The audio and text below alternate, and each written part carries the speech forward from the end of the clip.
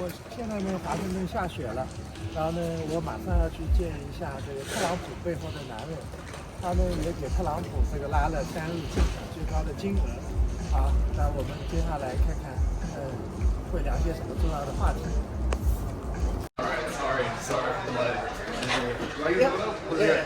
Hello。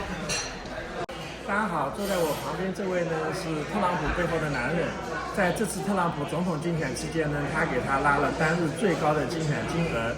所以特朗普演讲的时候呢，第一个感谢的就是他 David Bailey， 欢迎你。然后呢，我们今天呢主要想问他2个问题，一个是他在美国推动哪些跟比特币和加密货币相关的政策，以及美国的国家战略储备。第二个呢，在中美之间，他觉得有没有合作的可能性？可以。Ni hao. So Jack, first off, welcome to the United States, to DC.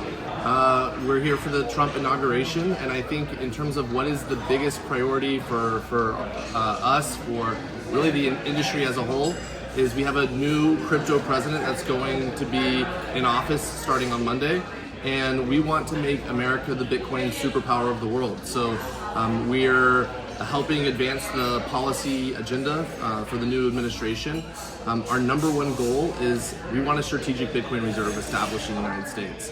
We want the government to hold the Bitcoin it already has, and we want them to start growing the amount of Bitcoin that is in the strategic Bitcoin reserve. The United States owns a lot of gold. China also owns a lot of gold. And the United States should have as much Bitcoin as a percentage of the supply as they have of the gold supply. So we have a lot of work to get there, but that's priority number one. You know, the next thing I would like to mention is for Hong Kong specifically.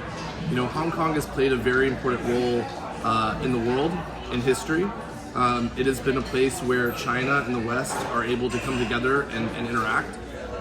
Hong Kong has a very special status as the sandbox for experimentation on digital assets for China. And I think that also extends to Bitcoin.